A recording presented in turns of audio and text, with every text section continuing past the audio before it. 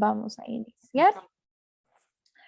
Bueno, buenas tardes. Mi nombre es Nicole Alvarado y me acompaña Daniela Hidalgo y somos estudiantes de quinto año de Medicina Veterinaria en la Universidad Nacional de Costa Rica. Es un agrado tener a la doctora Alejandra Calderón con nosotros, egresada de nuestra universidad, y a Carolina Monge, que es estudiante de quinto año también, compañera de nosotros, quienes nos van a presentar el día de hoy la charla sobre resistencia a los antifúngicos, un tema que nos debe preocupar. La doctora Alejandra Calderón Hernández es médica veterinaria, máster en medicina de conservación, docente e investigadora de la Escuela de Medicina Veterinaria de la Universidad Nacional y coordinadora del Laboratorio de Micología en la misma institución. Carolina Monge Morales es estudiante de quinto año de Medicina Veterinaria de la Universidad Nacional y actualmente colabora como asistente con la doctora Calderón en el Laboratorio de Micología en la UNA. Les recordamos que las ponencias del encuentro tienen una duración de 45 minutos y que tienen 15 minutos para preguntas al final, y les instamos que durante la ponencia vayan escribiendo las preguntas en el chat y nosotros las leeremos. Sin más por el momento, les damos el espacio a las ponentes. Buenas tardes, muchas gracias por conectarse y sacar el tiempito para ver la charla, y también a la organización del Encuentro de Medicina Veterinaria por aceptar nuestra ponencia. Bueno, ya que nos presentaron, vamos a entrar de lleno a la charla. El objetivo de nuestra charla es describir el estado del arte de la resistencia a los antifúngicos con una orientación a una salud para tomar en cuenta datos globales de medicina humana, medicina animal y el ambiente, para concientizarlos a ustedes que han podido conectarse sobre el uso prudente de estos fármacos desde las diferentes aristas. Voy a hacer un toquecito en la cámara para poder ver. Perfecto. ¿Qué contenidos tiene la charla? Bueno, vamos a recordar un poco cuáles son los antifúngicos de uso médico, cuáles son los tipos y mecanismos de resistencia a los antifúngicos, por qué es que se da la resistencia, los métodos de cómo se detectan las resistencias y cuáles son esos datos que se han dado a nivel mundial en medicina humana, medicina veterinaria y en el ambiente. Y por último, por qué estos estudios deben ser integrales.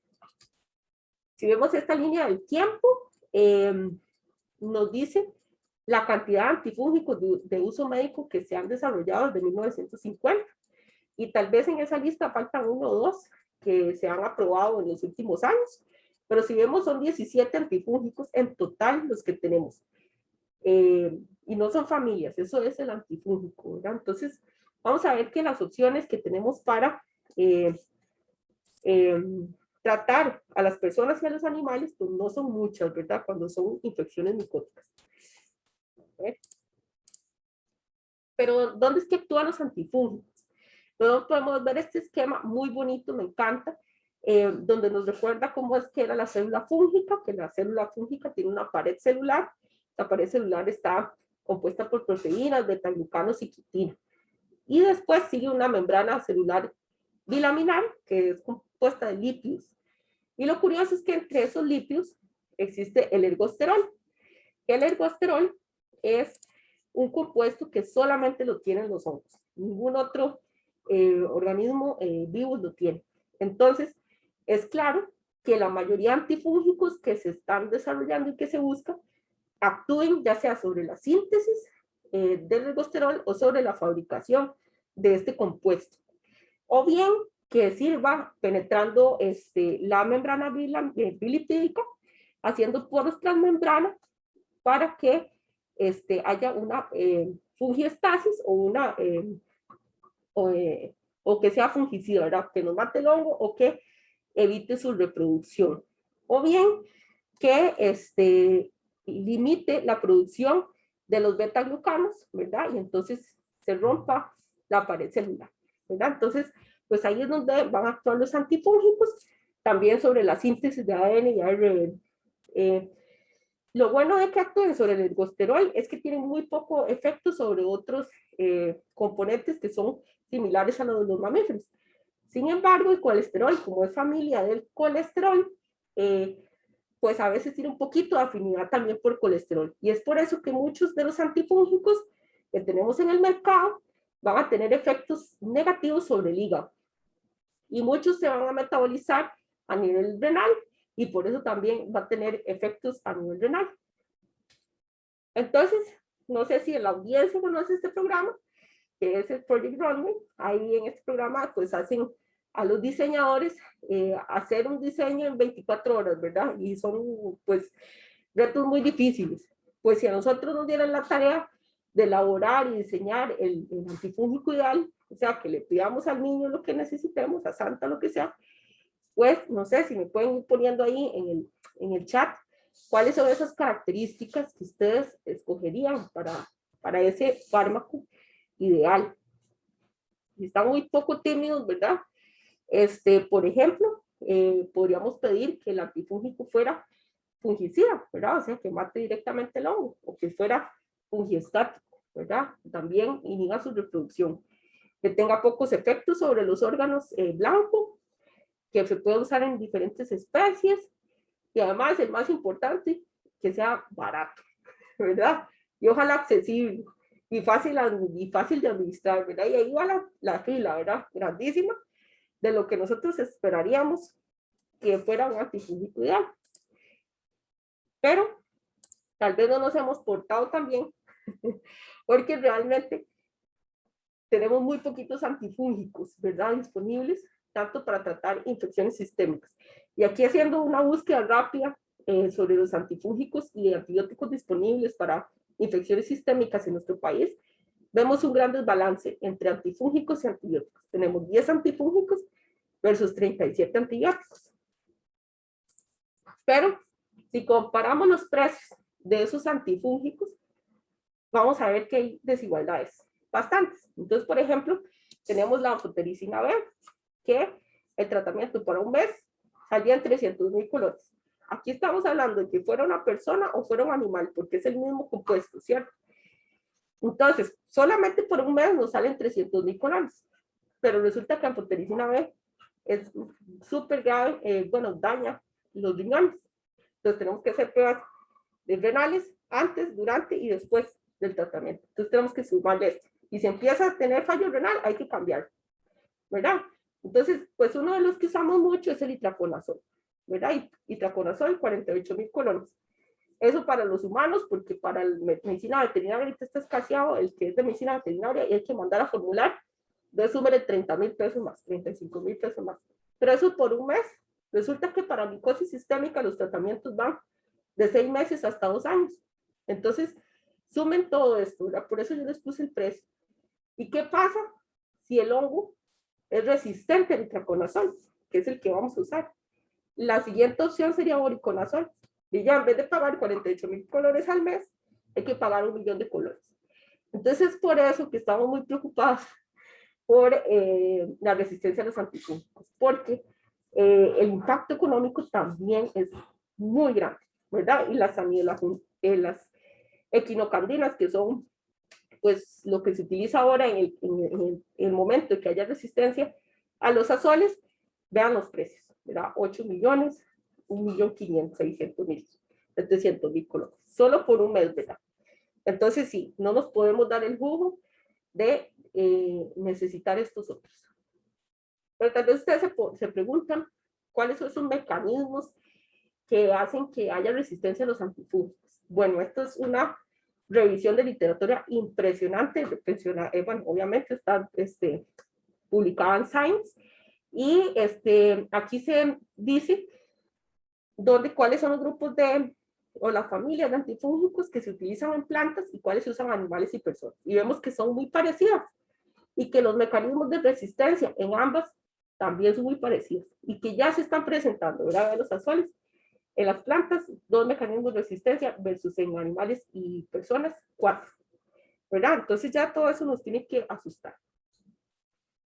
También es recordarles de que existen 2 tipos de resistencia, una que es intrínseca y otra que es adquirida. La que es intrínseca es la que se manifiesta naturalmente por las condiciones del hongo, ¿verdad? Ya por su composición molecular o fisiológica. Y la adquirida es la que se da en el tiempo, ¿verdad? Entonces aquí este gráfico también muy bueno de esta revisión, pues nos dice, por ejemplo, que Si hay un sitio blanco donde actúa el antifúngico, así es como actúa normalmente. Pero ¿qué pasa si existe un montón de sitios blancos más? Entonces, obviamente, la concentración del antifúngico va a bajar y la eficacia también. Y entonces, esto nos puede llevar a resistencias adquiridas.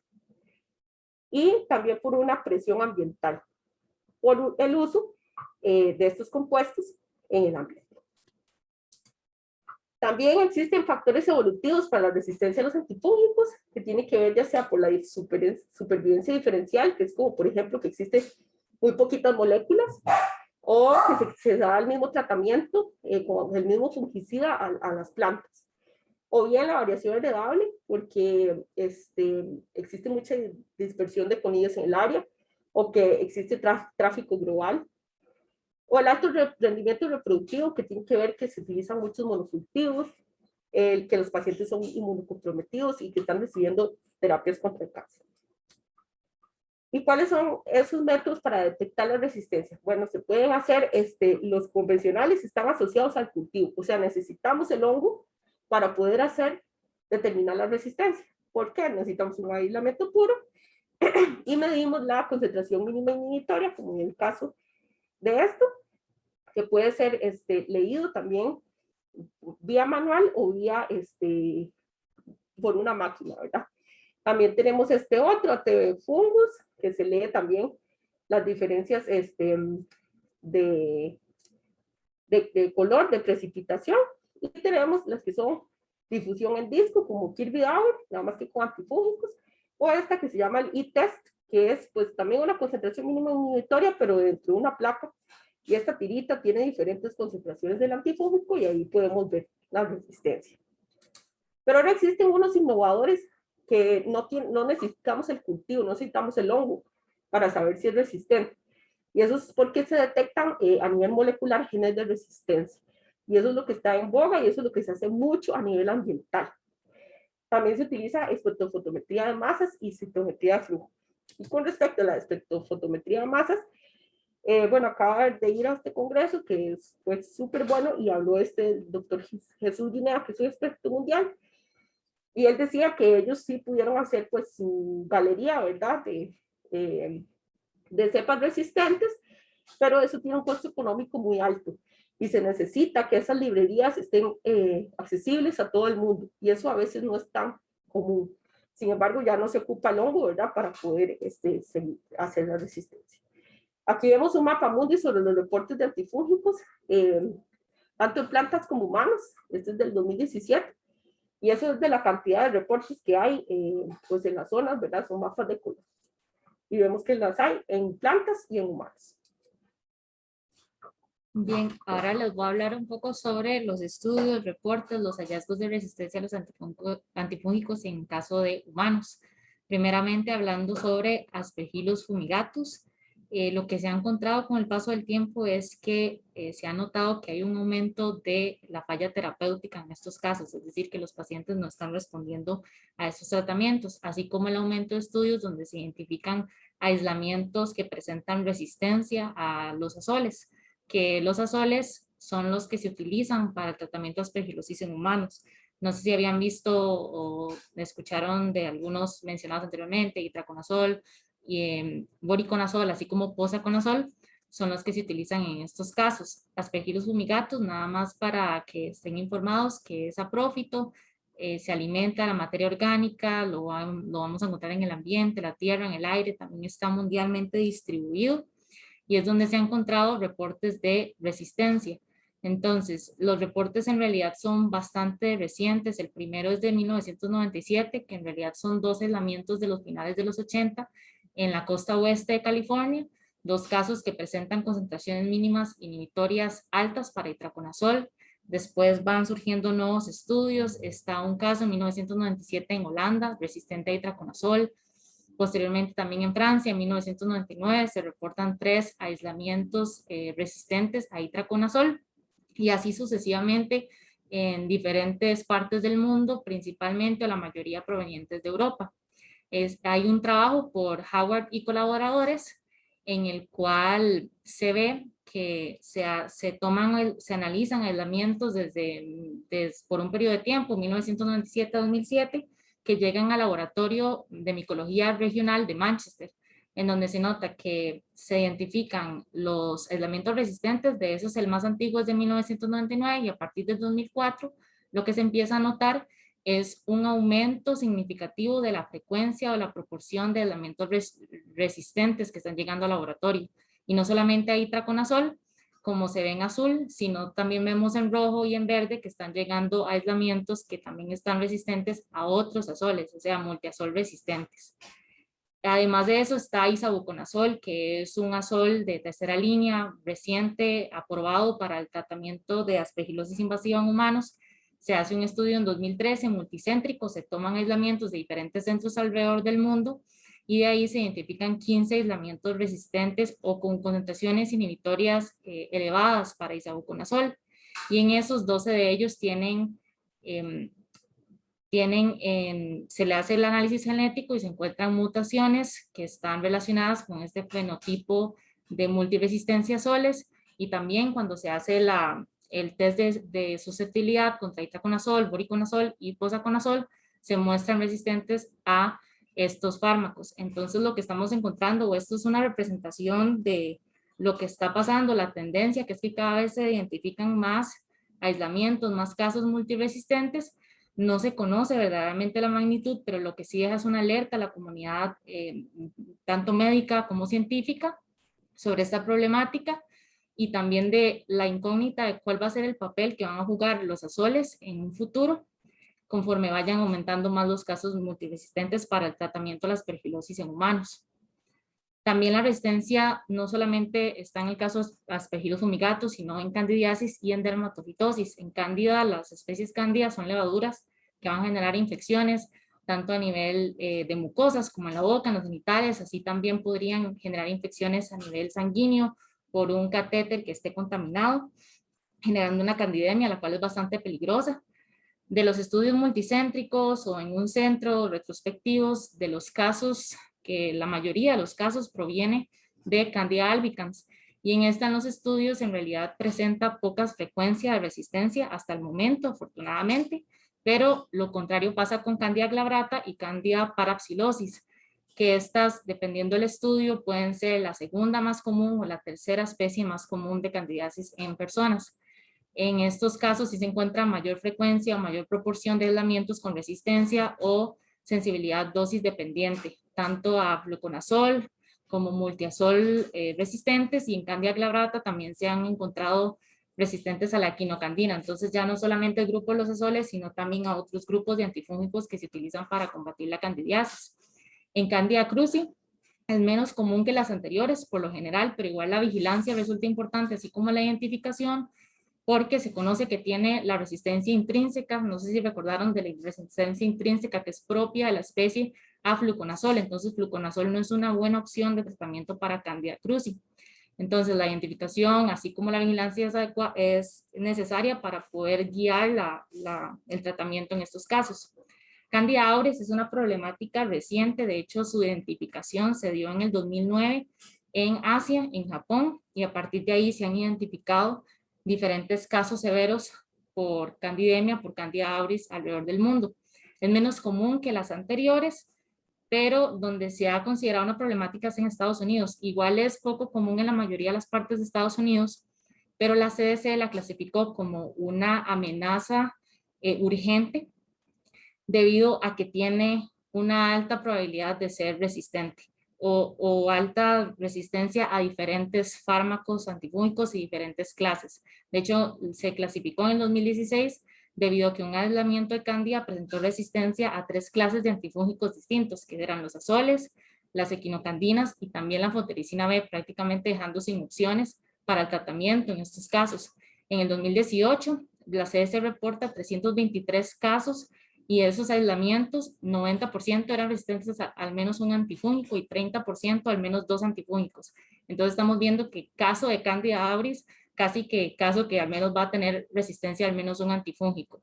Y además de eso se ha visto que su dispersión a nivel de centros médicos se pueden dar brotes también a nivel de asilos de ancianos, entonces la vigilancia Candida auris es bastante importante y se le ha tomado bastante atención a nivel de Estados Unidos. Dermatofitosis, el aumento de casos de falla terapéutica y así como estudios de la resistencia en estos casos se ha visto más en India, aunque también hay estudios alrededor del mundo. En India, la especie más común es por Trichophyton mentagrofites o el complejo de las especies Trichophyton mentagrofites y Trichophyton interdigitale. El problema para poder, o una de las problemáticas a la hora de identificar la resistencia en el caso de las dermatofitosis es que el día de hoy no hay puntos de cortes epidemiológicos o puntos de cortes clínicos en estos casos. Entonces lo que se utiliza para los estudios generalmente son puntos de corte epidemiológicos recientemente propuestos por algunos autores o los de la CLSI propuestos para hongos filamentosos. Entonces de esos estudios lo que se reportan sí hay algunos aislamientos con concentraciones inhibitorias elevadas, mínimas elevadas para fluconazol, en Trichophyton rubrum, Trichophyton mentagrofites, así como concentraciones mínimas elevadas para Trichophyton rubrum y Trichophyton mentagrofites con terbinafina, que es otro grupo también que se utiliza para el tratamiento de dermatofitosis.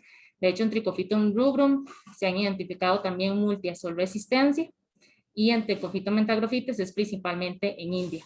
Y Trichophyton rubrum se ha identificado también en partes como Suiza, así como en México también y en Dinamarca. También tenemos estudios y reportes de resistencia en medicina veterinaria y hay muchos relacionados con Aspergillus. Aquí les ponemos 4 ejemplos y para hablarle de uno, tenemos esta investigación realizada en Brasil, donde 53 aislamientos que eran de Aspergillus fumigatus, de pulmones de animales, de gallinas, el 9.4% de esos aislamientos fueron resistentes a más de un fármaco y 7.5% de ellos resistentes a anfotericina B. La anfotericina B sería la opción que tendríamos en el caso de que los azoles estén resistentes. La opción barata, ¿verdad? Pero el problema es el daño renal. También tenemos reportes de dermatofitos resistentes a antifúngicos en medicina veterinaria. Y aquí vemos de Microsporum canis, que es resistente a terbinafina. Si bien es cierto, no vamos a usar terbinafina para tratar gatos a nivel sistémico, pero sí lo podemos dar a nivel tópico, ¿verdad? Y además, terbinafina va a ser la opción número 1 para tratar dermatofitosis en humanos. Entonces, si ese animal le transmite ese dermatofito a la persona, y ya el tratamiento que se le hubiera dado no iba a servir. Y existen también reportes de levaduras resistentes en animales. Aquí un estudio sobre Malassezia pachydermatis resistentes a los azoles. Que si ya ustedes saben, pues lo que vienen en los compuestos, en los colirios ópticos para tratar otitis, pues siempre están a base de azoles. Y existen varios trabajos que están resumidos aquí en el capítulo de Sello Mosal, donde hay varios aislamientos de Candida que han salido resistentes a los antifúngicos. Si vean lo preocupante, por ejemplo, Candida tropicales en animales sanos, el 50% de los aislamientos resistentes a itraconazol o fluconazol, que al final el fluconazol es casi siempre lo que vamos a usar para tratar infecciones por levaduras. En el caso de resistencia al ambiente, lo que se ha visto es que pues, esta problemática de resistencia no solamente en humanos, no solamente en animales, sino también a nivel ambiental, y donde se ha estudiado más o se ha visto más es en el caso de la aspergilosis, Aspergillus fumigatus. Como ustedes les había mencionado, Aspergillus es saprófito, va a estar en el ambiente. De hecho, esta incógnita o toda esta pregunta sobre la resistencia en el ambiente surgió en las últimas 2 décadas, es bastante reciente. Surgió porque habían bastantes pacientes que estaban llegando con multiresistencia a los azoles que no tenían historia anterior de haber sido tratados con azoles o algún antimicótico. Entonces, de ahí surge la pregunta si están recibiendo o están adquiriendo esas cepas resistentes del ambiente. De hecho, se han hecho estudios donde se han tomado muestras del ambiente, del aire o de la tierra en diferentes partes del mundo, en donde se han encontrado Aspergillus fumigatus con mutaciones asociadas a resistencia, que son las que están acá, que son las más prevalentes. y que están asociadas a ese fenotipo de multiazol resistencia. En la imagen que está abajo son los países en donde se han identificado esos aislamientos con esas mutaciones, y en la gran mayoría de esos países que están en rojo se han encontrado esas mutaciones tanto en humanos como en el ambiente. La razón, eso entonces genera otra incógnita: ¿por qué está surgiendo esa resistencia en el ambiente? Y esto se le atribuye principalmente a la utilización de fungicidas a nivel agrícola para eliminar los fitopatógenos de los cultivos. Aspergillus fumigatus no es un fitopatógeno, pero como está en el ambiente y es susceptible a varios de esos fungicidas, que además de eso tiene una similitud en la estructura molecular con las drogas utilizadas o los medicamentos utilizados en humanos, pues se cree que está generando una presión de selección positiva. Esos, también se puede dar esta resistencia cruzada, y esto es parte de lo que está generando esta problemática a nivel ambiental.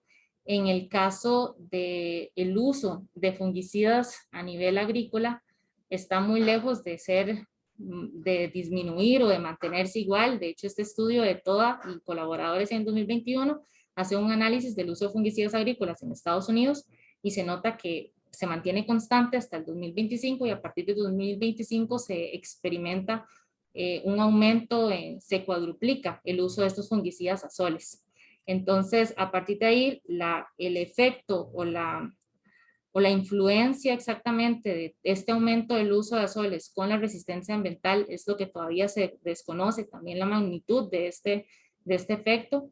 Sin embargo, lo que sí deja es esa alarma para realizar programas de monitoreo, de vigilancia, tanto a nivel ambiental como a nivel humano, para empezar a ver si hay relaciones, esas interacciones entre la resistencia ambiental con la humana, para así comenzar a realizar estrategias para poder mitigar la dispersión de la resistencia como tal. Entonces, ya que hemos visto pues estos datos, casi que se responde a esta pregunta, ¿verdad? ¿Por qué es que los estudios deben ser integrales? Aquí vemos, por ejemplo, que Malassezia paquidermatis es un habitante normal de la piel y mucosas de los animales, de los mamíferos y aves, pero también puede causar casos de fungemia en neonatos. Y eso es por contaminación de catéteres que van directamente a la vía central de estos pacientes. Y ya estos aislamientos pueden ser resistentes, ¿verdad? Aquí tenemos un reporte de resistencia a fluconazol y fluoxetosina. O sea, fluconazol es lo que probablemente se le hubiera dado de primera línea, y esos pacientes son muy críticos, ¿verdad? Pero ahora, bueno, yo no quería hablar de COVID porque estamos hartos de oír COVID, pero también las infecciones fúngicas se están presentando en pacientes recuperados o en pacientes que están sufriendo COVID, bueno, que están infectados con SARS-CoV-2. Y lamentablemente estos pacientes también pueden infectarse por aspergillus que sean resistentes a los antifúngicos. Y no necesariamente pacientes inmunocomprometidos. Aquí tenemos un reporte de pacientes también inmunocompetentes. Y esto aumenta montones los costos de hospitalización y la sobrevida del paciente, ¿verdad? Que ya sabemos que un paciente que estuvo internado por COVID en cuidados intensivos, pues tiene fallas multiorgánicas, y lamentablemente también vamos a tener que poner antifúngicos que son bastante dañinos para los órganos. Entonces, ¿qué es lo que podemos hacer para retrasar o minorar los casos de resistencia a timicotes? Lamentablemente ya no tenemos al chapulín colorado, ¿verdad? Entonces, pues tenemos que actuar nosotros, y tenemos que actuar de forma conjunta. Necesitamos que se tome en cuenta el agente que está implicado, las personas y animales que son susceptibles, el ambiente que es susceptible y que también puede estar detonando las resistencias, y todo eso que sea coordinado y legislado y aplicado por el gobierno. Pero el gobierno no, y hablando de gobierno, es instituciones de gobierno, ¿verdad? Pues no pueden tomar decisiones sin una línea base. ¿Y a quién le toca hacer la línea base? Pues a la academia, pero también a los trabajadores del sector salud, ¿verdad? Nosotros, todos los que trabajamos en el sector salud, estamos hablando de salud humana y salud animal, tenemos que hacer un uso consciente de esos fármacos, y también reportar, o no sé, o hacer levantar listas de aquellos que han salido con resistencia, aunque esto no sea el reporte obligatorio. También todas las personas que trabajan en las zonas agrícolas, en el ambiente, tienen que tomar parte de la acción de esto. Y por supuesto tener comunicación y trabajar con los comunicadores, con aquellos que llegan a las personas, a los diferentes sectores, porque la comunicación del riesgo es clave para detener esta, bueno, no detener, pero por lo menos aminorar y retrasar esta resistencia. Y vamos a trabajar todos en conjunto y uniendo fuerzas, tomando todo en consideración. Y como esto es un encuentro de medicina veterinaria, y entonces, ¿qué podemos hacer a nivel de medicina veterinaria? Bueno, el mismo grafiquito, nada más que diferentes secciones. Antes de dar un tratamiento antifúngico, siempre tenemos que considerar el hongo que está actuando, el animal, el que está enfermo, el fármaco que vamos a dar y el ambiente, que el ambiente puede estar propiciando la inmunosupresión del paciente, puede estar propiciando la infección por el agente y puede afectarse también por el fármaco. Y siempre lo pongo en grande, el propietario. Nosotros podemos hacer la receta más bonita del mundo, que si el propietario no se la da al paciente, no se cura, no se trata. Entonces tenemos que tener una comunicación eficaz con el propietario y considerar todas estas situaciones. ¿Qué tenemos que saber sobre el animal? Bueno, considerar la especie, la condición fisiológica, no es lo mismo si está preñado o está vacío, la edad, los signos clínicos y órganos afectados, porque necesitamos ver exactamente cuál es la zona que tenemos que tratar, que si tiene enfermedades concomitantes, el estado de los órganos blancos, ya vimos que tenemos que ver el hígado, que tenemos que ver el riñón, y por supuesto el bienestar animal, que es algo que no se nos puede olvidar. Sobre la gente, bueno, tenemos que saber por lo menos el género al que pertenece, para ver si podría tener resistencias intrínsecas ese agente que tenemos, los mecanismos de virulencia, cómo es que actúa, cómo que causa enfermedad, resistencias intrínsecas de esos hongos, mecanismos de resistencia que puedan tener, y la ecología, ¿de dónde viene ese aislamiento? ¿Viene del paciente endógeno? ¿Viene del ambiente externo? ¿Es oportunista? ¿Es patógeno? Todo eso tenemos que tomar en cuenta antes de hacer un tratamiento. ¿Qué tenemos que tomar en cuenta sobre el medicamento que vamos a usar? Bueno, el grupo que pertenece para saber más o menos el mecanismo de acción, ¿verdad? ¿Qué es lo que vamos a atacar? La farmacocinética, farmacodinamia, las interacciones medicamentosas. Los pacientes muy pocas veces toman solo medicamentos. ¿Qué restricciones hay en el uso? La accesibilidad, si está disponible en nuestro país, y por supuesto el precio. Casi que eso es lo que tratamos al principio, que el precio es caro. Y sobre el ambiente, bueno, el ambiente puede ser nuestra fuente de contagio, el ambiente nos puede propiciar la transmisibilidad de ese agente y puede estar indicándonos que hay factores de manejo estresantes que están complicando esa enfermedad. Y por supuesto tomar en cuenta la ecotoxicología de ese fármaco. Disponibilidad sobre los propietarios. Bueno, a veces les da miedo o asco realizar un tratamiento. Necesitamos identificar eso antes de dar una receta. Que si están disponibles para dar el tratamiento. No les podemos dar 3 veces al día si la persona está solo en la mañana y en la noche. ¿Qué posibilidades económicas tiene para costear ese tratamiento? La educación en salud. Tenemos que hacerles ver qué es lo que tiene el animal y si ese animal puede transmitirle esa enfermedad a esa persona. Si existe propietarios con problemas inmunológicos en la familia, eso tenemos que tenerlo muy en cuenta para que ese animal se aleje por el momento que está siendo tratado, y el compromiso que tiene con su mascota. ¿Cuáles son los entonces mensajes para llevar a casa de esta charla?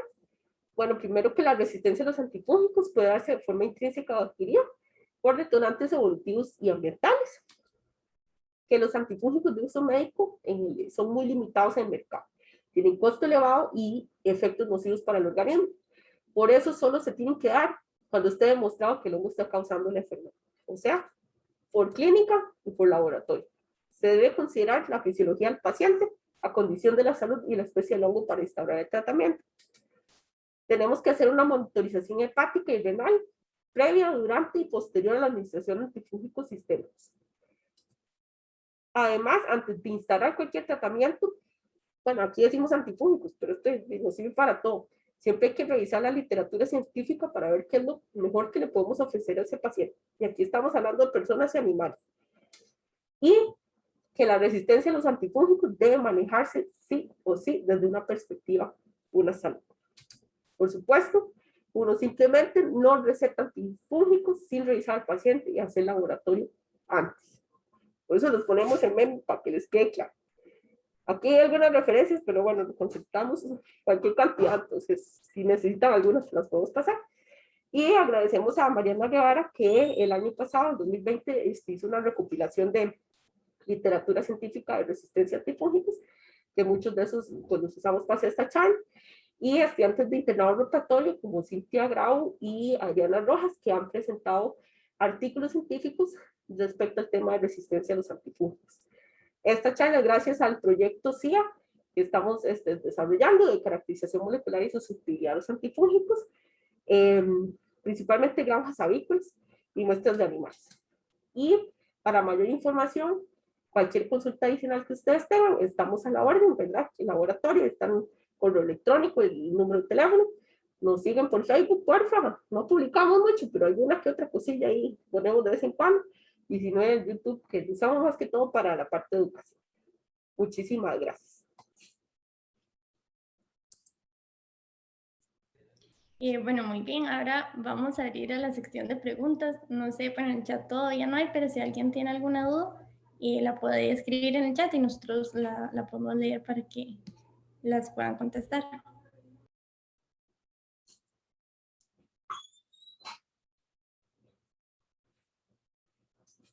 Están un poco tímidos.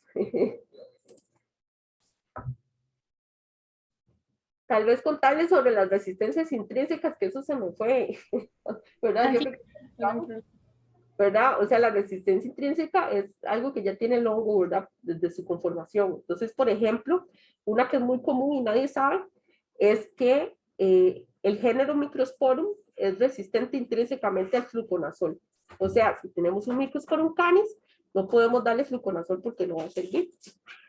Lo que dijo Caro es muy importante, la Candida cruzi es resistente intrínsecamente al fluconazol, entonces no podríamos administrarlo. ¿Y cómo sabemos si existe una Candida cruzi? Bueno, pues hay que hacerle la identificación bioquímica para poder saber, ¿verdad? Entonces de fijo hay que hacer un cultivo. Dice Laura Flores, hola doctora, mucho gusto, que dicha que está por acá. Dice, tantos de esos problemas de resistencia antifúngicos, cree que se vea que no se busca la enfermedad primaria y se trata solo el hongo. Muchas gracias, doctora. Eso es algo que no sabemos si en nuestro país existe y es probable, ¿verdad? Porque como estamos viendo, esta investigación de resistencias a los antifúngicos se está dando pues a distintos niveles. Sí, se está viendo que la resistencia ahorita en pacientes humanos y hospitalizados que nunca han sido expuestos a antifúngicos y que los elementos ya están saliendo resistentes, el origen de esta resistencia se debe a una presión ambiental por el uso de antifúngicos azoles en las plantas, ¿verdad? En los cultivos. Y ya estos hongos que están en el ambiente generan resistencia y estos son los que están infectando a los seres humanos y probablemente también a los animales. Sin embargo, es probable que sí, que estamos contribuyendo, si no estamos haciendo un diagnóstico efectivo que es directo hacia el hongo, o sea, saber si el hongo está presente, estamos haciendo una presión sobre estos hongos, ¿verdad? Entonces, sí, definitivamente, si nosotros estamos dando medicamento a algo que no es necesario, podemos crear esta resistencia, ¿verdad? Y sí está escrito ese mecanismo.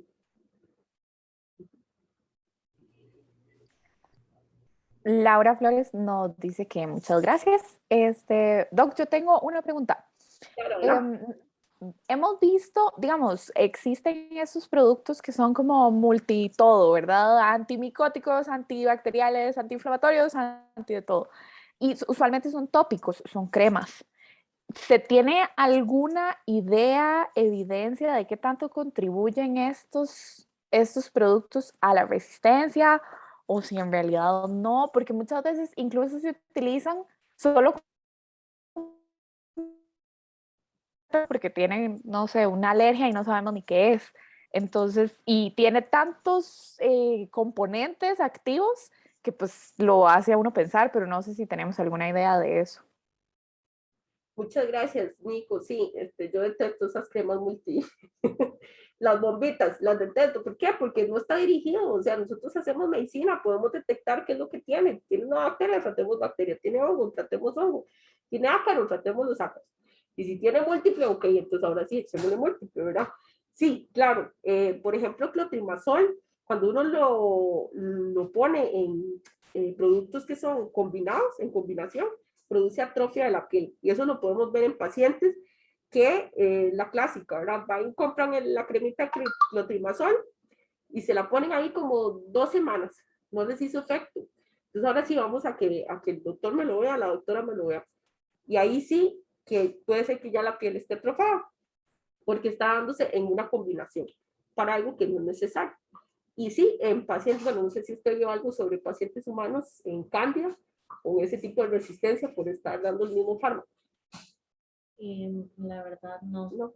Ok, sí, es probable que se da también, digamos, por ejemplo, un caso muy común son candidiasis vaginales, que se presentan cada cierto tiempo por cambios en el pH de la vagina de la mujer, porque en los animales no se da eso tan común. Y siempre se está dando el mismo fármaco, ¿verdad? Y entonces, si volvemos a la diapositiva de los mecanismos de resistencia, existe uno que es depresión, ¿verdad? De estar dando el mismo fármaco, y eso puede originar resistencia también. No tenemos ahorita a la mano, pues, algún reporte de eso, pero es probable que sí exista, ¿verdad? Claro, muchísimas gracias. Gracias a usted por la pregunta. Bueno, creo que ya no tenemos más preguntas en el chat. Vamos a ver si creo que ya no tenemos más. Entonces, bueno, nada más nos queda agradecerle a la doctora y a Caro por participar. Estamos, bueno, en parte de todos del grupo de quinto año, estamos sumamente agradecidos. Bueno, creo que ahí Nikki les iba a informar sobre el agradecimiento que les iba a llegar. Y no sé si quieres agregar algo más, Nikki. Sí, no, nada más, muchísimas gracias a Caro, muchas felicidades por el trabajo, porque es compincha de nosotros, entonces verla en el encuentro internacional, la verdad es que es un orgullo. Muchas gracias a la profe por darle el espacio, y les informamos que le estaremos enviando un certificado de participación a su correo electrónico por tan amable colaboración, y a todos los asistentes también darles muchísimas gracias por FM, también de la U, el doctor Rafael Vindas, y todos los días hasta el viernes 10 de diciembre. Entonces los invitamos a todos, incluidas a la doctora y a Caro, para que nos acompañen. Y muchísimas gracias. Muchas gracias. Oye, eso sí, que dicha que lo recordó. A mí me encantó la presentación de Caro, o sea, la fluidez, el abordaje que le dio al tema, la profundidad, o sea, es oír hablar una persona de doctorado así, sobre el tema, o sea, me encantó, o sea, el manejo que ella todo le dio y el compromiso que ha tenido, como siempre, durante su asistencia, ¿verdad? Y como todos los estudiantes que asistentes nuestros, siempre muy buenos.